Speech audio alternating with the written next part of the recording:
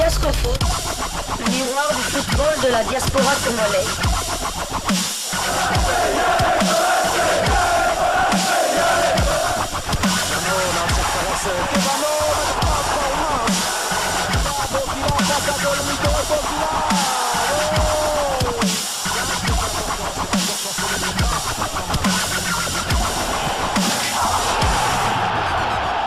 Diascofoot, le miroir du football de la diaspora congolaise.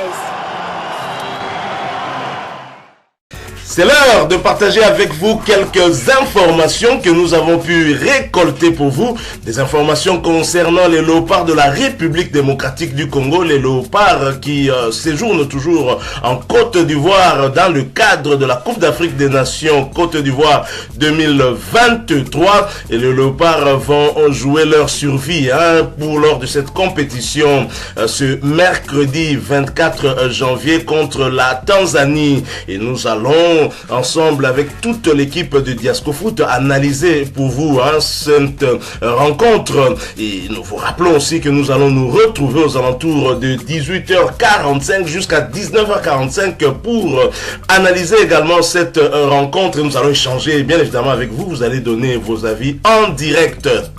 Vous êtes sur Diascofoot, le miroir du football de la diaspora congolaise. Bonjour et bonne journée du 24 janvier 2024. Justement, c'est le jour J de la rencontre de la canton pour la troisième journée de cette compétition organisée du côté de la Côte d'Ivoire, plus précisément à Korobo, où la RDC va affronter la Tanzanie.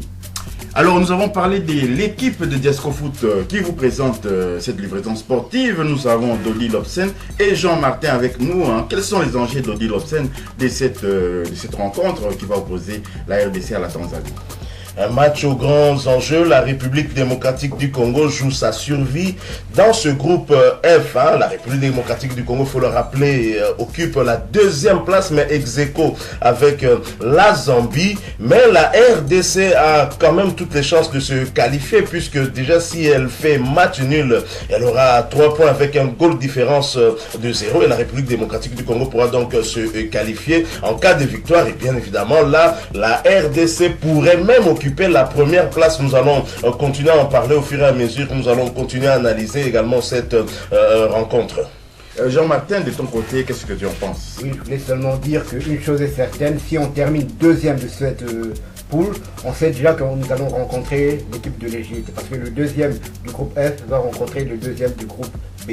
Donc, comme l'Égypte a terminé deuxième, nous, si on termine deuxième, c'est-à-dire si on fait nul et que le Maroc fait un meilleur résultat que nous, ou bien le même résultat que nous, on sera automatiquement deuxième.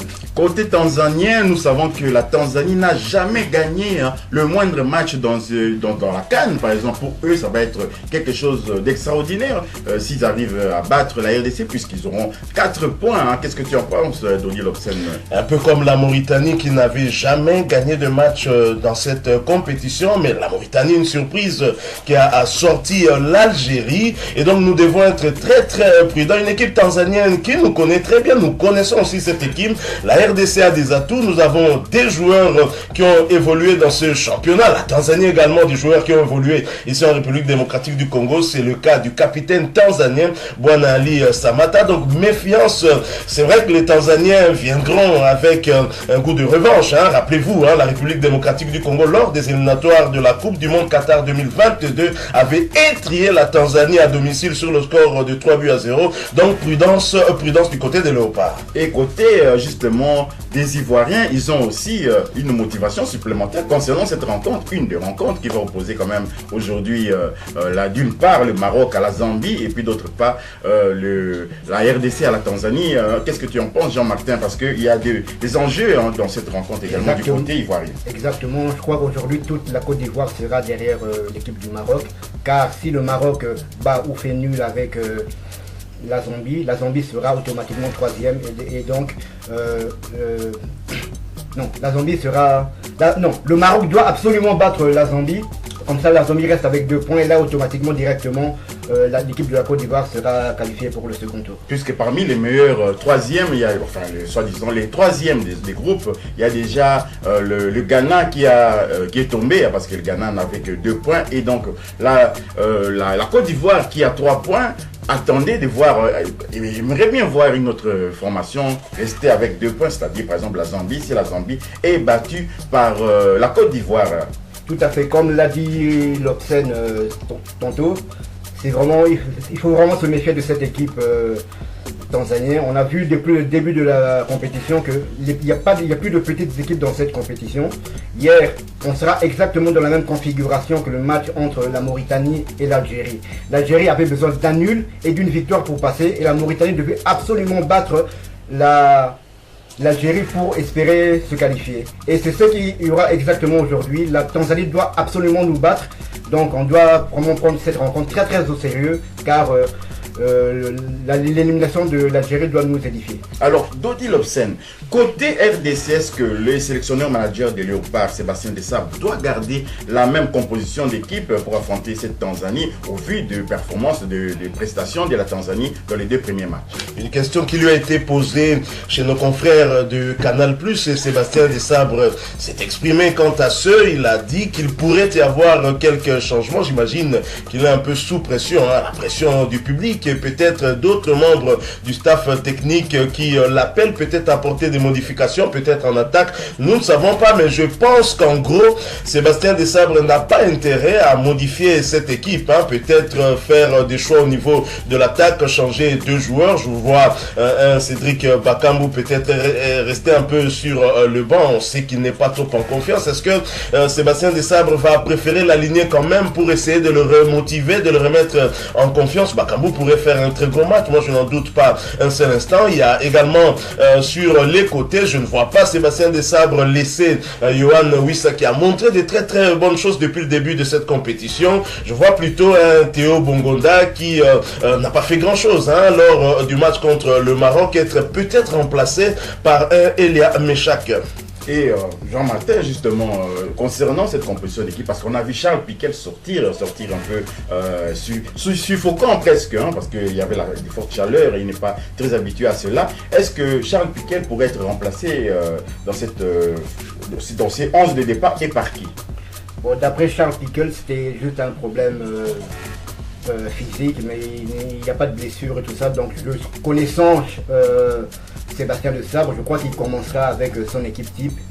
Si j'étais lui, moi je changerais par exemple l'attaque. Je mettrais l'attaque qui a débuté la seconde mi-temps pour faire souffler quand même des joueurs comme Bongonda, Kakuta et Bakambu, pourquoi pas. Et n'oublions pas non plus que 50% de nos défenseurs ont déjà un carton jaune, c'est-à-dire Gédéon Kaloulou et Chancel Bemba. Donc que doit faire l'entraîneur? Les laisser sur le banc au risque qu'ils reçoivent un carton jaune et qu'ils soient privés du 8e de finale, ou bien de les mettre et prendre tous les risques. Est-ce qu'on a justement, à propos des cartons, est-ce qu'on a une information si la CAF, après le premier tour, la CAF va annuler les cartons jaunes? Jusque-là, on n'a pas d'informations, mais d'habitude, les cartons jaunes s'annulent à partir des demi-finales. Donc là, normalement, si Gédéon Kaloulou et Chancel Bemba reçoivent un carton jaune, ils ne joueront pas probablement en 8e de finale. Alors maintenant, Dodi Lobsen, nous savons que la RDC pourrait rencontrer l'Égypte. L'Égypte, vous savez, notre bête noire, l'Égypte, qui peut-être à cause de cela pourrait peut-être susciter un peu de doute parmi les léopards de la RDC. Est-ce que vous pensez que ce serait, il vaudrait mieux terminer 2e ou bien 1er de ce groupe si par exemple la Zambie crée la surprise? Alors si on est 2e, il est clair qu'on va en découdre avec l'Égypte en 8e de finale. L'Égypte qui s'est qualifiée 2e de son groupe sans gagner, sans remporter le moindre match. Il faut dire que l'Égypte n'a pas perdu de match non plus. Une équipe qui était solide, qui menait d'ailleurs l'équipe du Cap-Vert, mais qui s'est fait rejoindre aux ultimes minutes.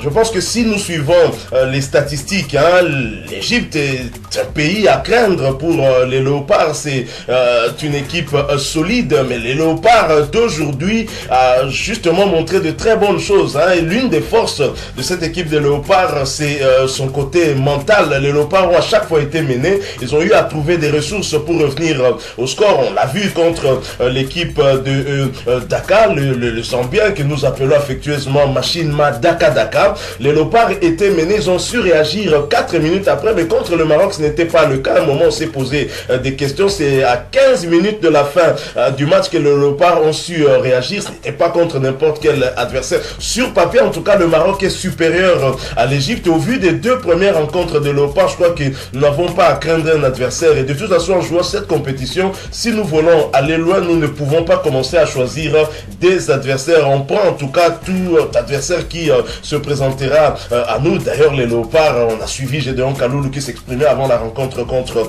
le Maroc et qui disait en tout cas que les joueurs n'avaient pas à avoir des complexes, hein, qu'ils allaient jouer, sont des joueurs professionnels. J'ose croire que ce match contre l'Égypte sera un très grand match à suivre. Je n'aimerais pas rater cela.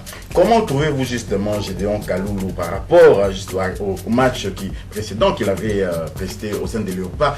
Gédéon Kaloulou contre le Maroc, justement, comment vous l'avez trouvé? Alors, Gédéon Kaloulou, au début, moi, j'étais un peu réticent. Hein. J'aurais préféré un autre joueur à sa place. Le match contre la Zambie, je lui reprochais un peu de ne pas trop apporter sur le plan offensif. On l'a vu lors du match contre la Zambie qu'il n'apportait pas grand-chose. Il a eu beaucoup de ballons pour faire des bons centres qu'il n'a pas su faire. Mais Gédéon Kaloulou m'a agréablement surpris contre le Maroc. Une maîtrise de son côté. Il a carrément bouffé Bouffal. Et donc, Bouffal, on n'a pas beaucoup vu cet attaquant marocain. Gédéon Kaloulou nous a montré qu'il était très bien formé et il avait une certaine discipline tactique. Il rassurait de son côté droit. En tout cas, je l'ai trouvé très bon et j'aimerais bien qu'il continue à être titularisé. Je pense qu'on a trouvé notre défense, cette défense composée du côté gauche par Arthur Massakou qui m'a également agréablement surpris. On sait que ces derniers temps, il a eu des pépins physiques, mais Arthur Massakou s'est montré jusqu'à la fin de cette rencontre contre le Maroc, physiquement en tout cas très fort. Il a terminé très fort. Vous voyez même l'action que s'est procuré Fiston Maël Ekala. Là, une action qui venait justement d'Arthur Massakou et qui n'a pas su bien défendre sur cette action. Et bien, c'est Achraf Hakimi dont on craignait justement qu'il puisse bouffer avec Ounahi et Ziyech Arthur Massakou. On n'a pas trop vu cela. Et donc, dans l'axe central, Batumbisika qui revient et Chancel Mbemba est du côté droit. Gédéon Kaloulou, c'est notre défense que nous avons pu trouver. Et bien sûr, Inonga Baka, le défenseur central de Simba SC de la Tanzanie, ne démérite pas. Je pense que Sébastien Desabre a trouvé sa défense avec un Gédéon Kaloulou qui a rassuré du côté droit. Alors, Jean-Martin, j'ai une petite question pour vous. Nous sommes sur Diasco Foot, le miroir du football de la diaspora congolaise. Et justement, c'est la diaspora qui est en train de représenter les Léopards dans cette CAN. Comment vous avez trouvé quand même la prestation de nos joueurs là, de la diaspora, hormis, à part peut-être les gardiens Siadi, Badjoki, comme on le sait, et sur les bancs, il est sur les bancs de tous. Donc, c'est la diaspora qui joue. Comment vous avez trouvé quand même ces Léopards 100% diaspora? Parce que c'est une première aussi, presque une première, que la RDC n'a jamais joué une CAN comme ça, sans le moindre joueur local sur le terrain. Oui, tout à fait. La prestation, je crois qu'elle a été unanimement saluée par le public congolais. Donc, mais c'est vrai que les résultats, on pouvait s'attendre à un 6 sur 6 au vu du match que nous avons joué contre la Zambie et contre le Maroc. Mais je crois que Sébastien Desabre est l'homme qu'il faut à la place qu'il faut. Et je crois que même au début de la nomination de Sabre, je crois qu'Arthur Massakou avait dit qu'il c'est le jour et la nuit avec ses prédécesseurs. Donc je crois que petit à petit il est en train de mettre une équipe sur place. Et ce qui est bien avec Sébastien Desabre, c'est qu'il a son équipe type. Il a son équipe type et il la bouge quasiment pas. On sait par exemple Kaloulou jouera à droite, sauf Pépin. Kaloulou jouera à droite. Dans l'axe on aura Chancel et Batumbisika. À gauche on aura Massakou. Dans les buts nous aurons Passinzaou et au milieu défensif, nous aurons Piquet et Moutoussami. À droite, nous avons Bongonda. À gauche, nous avons Wissa. Et en attaque, nous avons Cédric Bakambu. Donc, je crois qu'il a son effectif. Il a son équipe type.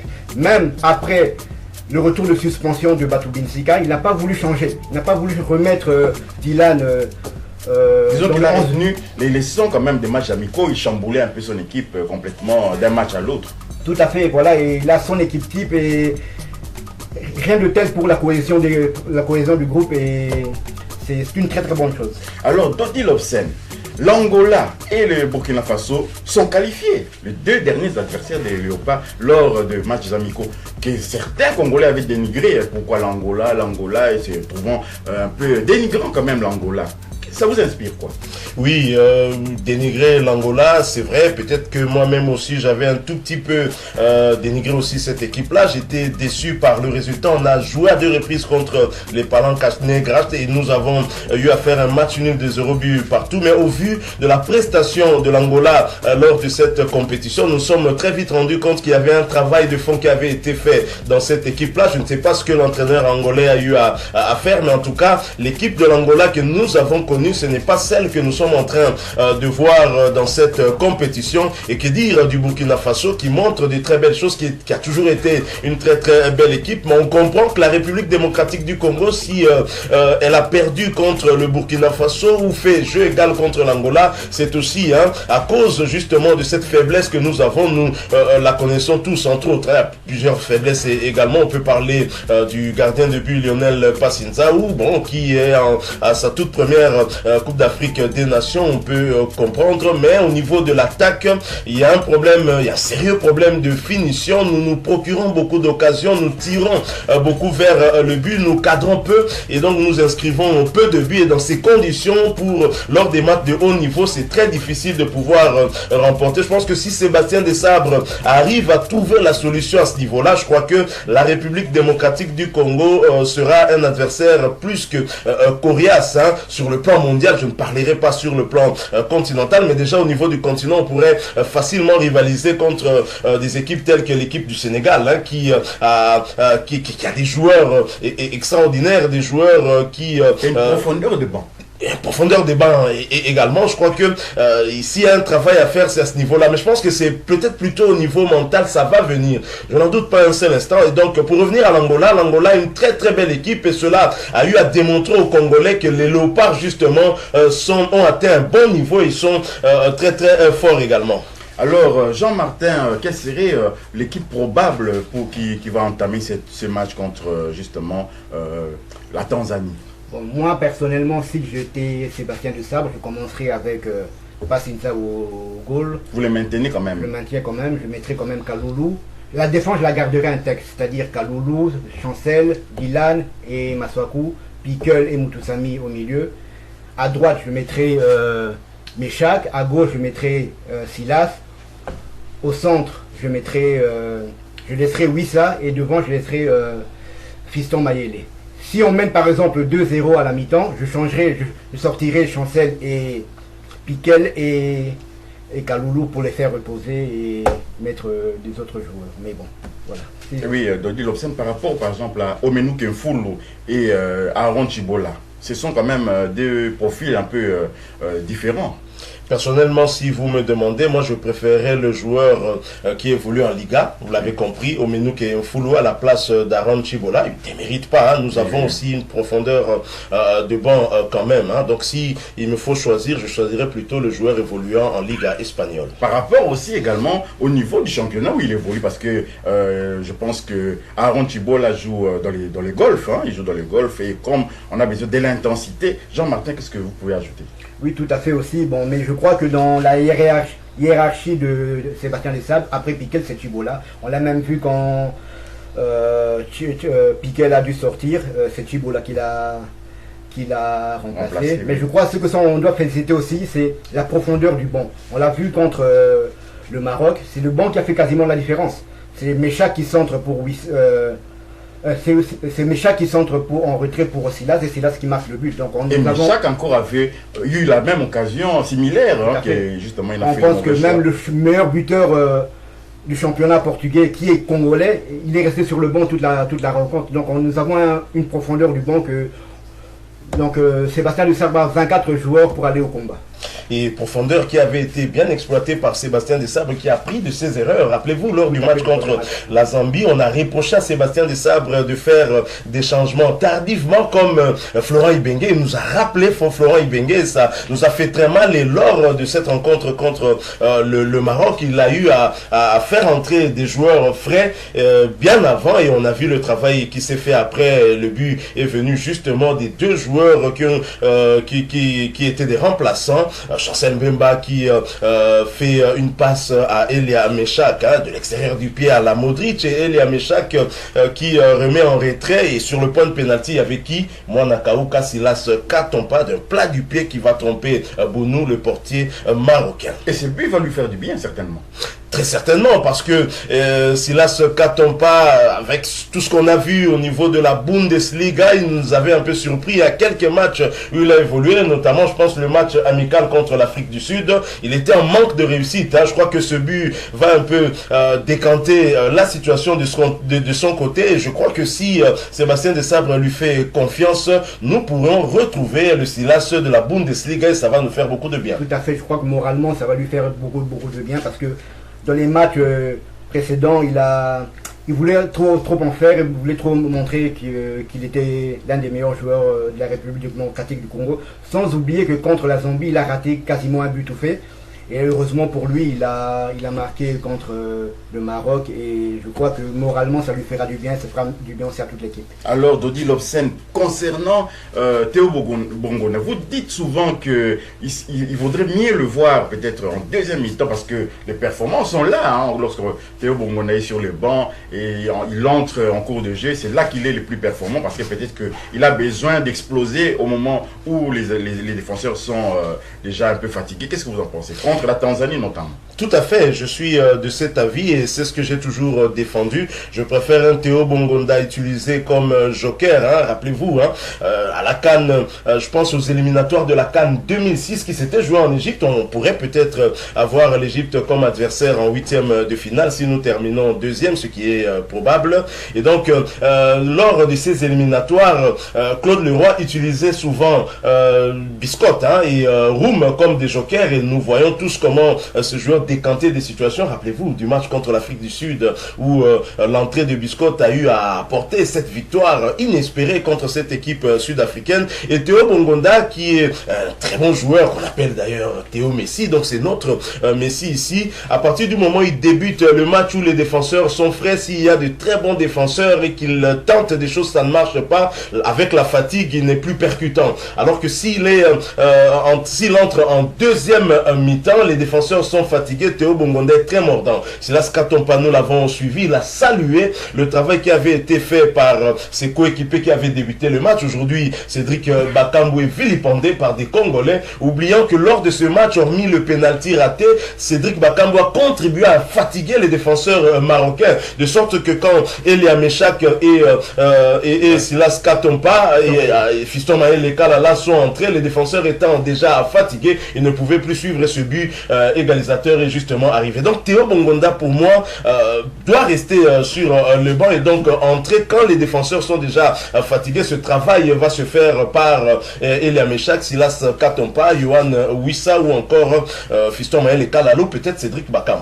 Parlons un peu de Gaël Kakuta quand même, parce que sur nos deux matchs que nous avons livrés, on a eu quand même Yohan Wissa, homme du match, on a eu Silas Katompa. C'est un peu surprenant parce qu'il venait d'entrer, à part le but, je ne sais pas vraiment qu'est-ce qui a pu justifier qu'il puisse recevoir ces prix de meilleur de l'homme du match.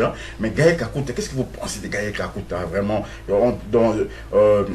compte tenu des deux matchs qu'on a joués? Gaël Kakuta nous fait beaucoup de bien, surtout quand il a beaucoup de ballons. On sait qu'il peut trouver Cédric Bakambu dans la profondeur. Il peut donner de très belles passes, sans compter que lui-même aussi peut apporter le danger. Une fois dans la surface de réparation adverse, j'étais émerveillé par son football lors du match contre la Zambie. Mais contre le Maroc, Gaël Kakuta ne s'est pas vraiment exprimé. C'est vrai que quand on lui prive de ballon, c'est très difficile pour lui. Et les Marocains avaient très bien compris. C'est un joueur qui est très connu. Et le milieu de terrain marocain avait eu à faire aussi un bon travail autour de lui, mais je pense que, mais on le sait tous, hein, que sur le plan physique, c'est un joueur qui ne tient pas 90 minutes, et c'est ça le problème. C'est peut-être pour ces raisons aussi, étant donné que les deux rencontres que nous avons eu à jouer étaient des rencontres de très haute intensité, peut-être que physiquement il n'aura pas suffisamment récupéré, et en ce moment-là, Sébastien Desabre pourrait penser à un autre joueur, pourquoi pas à cette équipe qui a joué en deuxième mi-temps avec Yohan Wissa, justement remplaçant Cédric, remplaçant Gaël Kakuta derrière notre avant-centre fiston Maël Kalala. Un très bon joueur, mais qui devient presque inutile, hein, je vais dire, hein, si on lui prive des ballons. On l'a eu à voir même lors des matchs contre le Soudan ou d'autres équipes. Hein. Quand vous privez Gaël Kakuta 2 ballons, la République démocratique du Congo peut avoir du mal. En ce moment-là, nous devons exploiter les côtés, et quand c'est mal exploité, on risque de perdre même le match. Si on se met dans la peau maintenant des Tanzaniens, parce qu'on n'a pas un Tanzanien dans notre studio sous la main ici pour pouvoir nous donner un peu leur point de vue, si on se met dans la peau des Tanzaniens, quelle serait la stratégie, la meilleure stratégie pour pouvoir sortir quelque chose de cette rencontre? Je ne sais pas si Jean-Martin ou Dodi Lobsen qui peut répondre à ces questions. Moi, si j'étais Tanzanien, d'abord je ferais tout pour avoir une rouge pour terminer à 10. Non, plus sérieusement, je crois que bon, ils n'auront rien à perdre. Hein. Pour moi, ils vont prendre exemple sur la Mauritanie. La Mauritanie, jusque-là aussi, ses statistiques à la CAN, c'était 0 victoire, je crois. Même, ils n'avaient même pas fait un nul, je ne sais plus. Mais voilà, la Tanzanie a battu l'Algérie, l'un des grands favoris. La Mauritanie, pardon, a battu l'Algérie, l'un des grands favoris de cette édition. Je crois que nos amis tanzaniens n'auront rien à perdre. Ils vont donner le maximum, ils vont donner le tout pour le tout. Donc ils savent que le calcul est simple, ils doivent nous battre pour espérer continuer la compétition. Et alors là, Dodi Lobsen, si c'est rue à l'attaque pour essayer de marquer absolument, qu'est-ce qui va se passer? Parce que connaissant les Léopards, on a vu contre le Maroc, surtout en seconde mi-temps. Vous pensez vraiment que la RDC pourrait tirer profit de ces cas de figure? C'est une question que je me pose aussi. Est-ce que la Tanzanie va s'inspirer du Soudan, le match que nous avons perdu contre le Soudan en jouant avec un bloc bas, même si la Tanzanie va chercher la victoire et maintenant espérer procéder par des contre-attaques rapides ou espérer peut-être nous mettre en danger avec des balles arrêtées, hein, des corners ou encore des coups francs. Je me pose cette question, quelle sera la recette pour l'entraîneur tanzanien? Mais ce que nous savons tous, c'est que la Tanzanie n'aura pas de choix, puisque la Tanzanie, pour se qualifier, devra battre la République démocratique du Congo. Et si la Tanzanie se rue en attaque de n'importe quelle manière, il y aura des espaces pour les Congolais. Nous avons beaucoup de joueurs qui aiment la profondeur en ce moment-là. En tout cas, les Tanzaniens seront mis en danger. Ça, c'est une équation pour les Tanzaniens. Nous voyons voir hein, qu'est-ce que cet entraîneur tanzanien va nous opposer. Mais en tout cas, c'est une configuration qui va peut-être arranger les Léopards. Si la Tanzanie veut nous priver des ballons, ça sera du pain béni pour les Léopards qui vont justement procéder par des contre-attaques rapides. Hein, mais je ne vois pas les Léopards actuels laisser le ballon à la Tanzanie. Nous jouons tellement bien hein, ces derniers temps. Et je crois que ça va être un match très compliqué pour les Tanzaniens. Mais bien sûr, hein, ce genre de match se joue aussi toujours sur des détails. Il faudra donc être très prudent, surtout dans notre défense. Et je tire surtout les oreilles à notre gardien Lionel Passenzao qui puisse se ressaisir. Hein. Et ce genre de compétition ne se gagne pas sans un très bon gardien. On l'a vu hier lors du match du Cameroun et même lors du match de la Mauritanie. Oui. Le gardien mauritanien qui garde des très mauvais souvenirs de la République démocratique du Congo et même sorti l'homme du match parce que justement il a eu à sortir des grands arrêts pour priver cette équipe algérienne de cette qualification.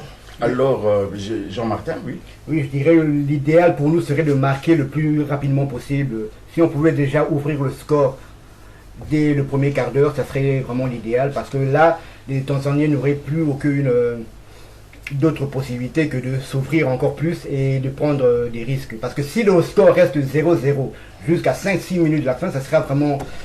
ça sera cardiaque s'abstenir parce qu'on sait qu'un corner c'est du 50-50. On a vu hier la Gambie mener, puis il y a eu un autogol. Et voilà, donc comme Lionel Passinza aussi ne rassure pas vraiment l'idéal serait vraiment de marquer comme ça On est on est tranquille. Oui, oui. Concernant justement la Mauritanie hier, est-ce que vous pensez que il y aurait eu un autre cas de figure si c'est l'Algérie qui mène au score? Parce qu'on a vu la Mauritanie encaisser le deuxième but à Kinshasa, justement, lorsque ils étaient à la recherche justement de l'égalisation. Vous souvenez-vous de cette contre-attaque? Vous pensez moi que c'était une bonne chose de la Mauritanie d'être devant au score? Bien sûr, je pense que c'était une bonne chose pour la Mauritanie d'être devant au score, hein, mais il y a eu aussi le facteur chance, puisque l'Algérie s'est procuré pas mal d'occasions et n'a pas eu de réussite. Hein. Et donc je crois que les Mauritaniens étaient solides, mentalement très forts, ils voulaient avoir cette victoire, une première pour leur pays, et ils l'ont fait, hein, on peut que dire félicitations. Oui, on va conclure cette première livraison sportive de Diasco Foot du 24 janvier 2024 par quand même cette affaire, l'affaire Regragui, Chancel Mbemba. Vous avez suivi que la CAF a ouvert une enquête. Est-ce que vous n'avez pas une boule dans l'estomac parce que dans cette enquête aussi, notre Chancel Mbemba demi-dieu pourrait être sanctionné et dans ces cas de figure, on va se retrouver avec Inonga Baka et Reoki Bouchi, Binsika également aussi. Donc, est-ce que vous êtes serein quand même dans l'attente de ce verdict? Un peu serein, mais en même temps, je souhaiterais, en tout cas pour ma part, hein, qu'on tourne la page de cette affaire-là et que ça ne puisse pas influer, en tout cas, sur cette compétition qui se poursuit. Bien sûr, on peut avoir des regrets. Est-ce que Chancel Mbemba a été insulté? On ne peut pas confirmer cela, mais je pense qu'entre les deux fédérations, on doit essayer de tourner la page. Et Chancel Mbemba et Regragui également, on peut comprendre hein, l'enjeu du match, mais attendons voir si cette enquête de la CAF va aboutir à quelle conclusion. Mais connaissant la CAF, connaissant le poids du Maroc au sein de cette institution qui gère notre football et connaissant aussi des problèmes au sein de notre fédération, je n'attends pas grand chose. Rappelez-vous, avant de jouer contre le Maroc lors des éliminatoires de la Coupe du Monde Qatar 2022, 2 joueurs marocains étaient suspendus. Le Maroc a introduit un recours et ces joueurs-là ont eu gain de cause alors que leur cas était flagrant. Et donc nous connaissons l'influence que les Marocains ont au sein de la Confédération africaine de football. Je ne m'attends pas à grand chose, je préfère ne plus en parler, qu'on tourne cette page-là, qu'on se concentre sur ce qui est devant nous. L'équipe est en pleine reconstruction et nous sommes en train de progresser. Je crois que nous devons mettre de côté cette image qui n'est pas très bonne hein, dans le football et surtout pour l'Afrique. Surtout, oui, également avec les propos racistes qui ont fleuri sur la toile. Voilà, donc nous sommes arrivés à la fin de cette première livraison sportive des Diasco Foot du 24 janvier 2024, justement le jour du match RDC contre Tanzanie, comptant pour la 3e journée du groupe F de cette CAN Total Énergie 2024 qui se joue du côté de la Côte d'Ivoire. Et la RDC va jouer au stade de Gon Koulibaly de Korobo hein, contre la Tanzanie. Si vous avez aimé cette première livraison sportive des Diasco Foot, merci de liker, de commenter, de partager et également de vous abonner pour ceux qui ne sont pas abonnés, d'activer la petite cloche de notification qui vous permettra de ne pas manquer les prochaines livraisons sportives de Diasco Foot. Dodi Lobsen, Jean-Martin, Diasco Foot vous remercie de votre disponibilité et vous dit peut-être merci, je ne sais pas, un dernier mot peut-être Jean. Non, juste rappeler à nos fidèles auditeurs qu'on leur donnera la parole à partir de 18h45, c'est-à-dire jusqu'à 19h45, heure de Kinshasa et heure de Paris, c'est-à-dire pendant 1 heure nous allons débattre avec vous, vous aurez le numéro de téléphone, vous sera communiqué tantôt. On partagera avec vous, fidèles internautes. Diasco Foot vous remercie donc de votre présence et vous dit merci et au revoir et à bientôt. Au revoir.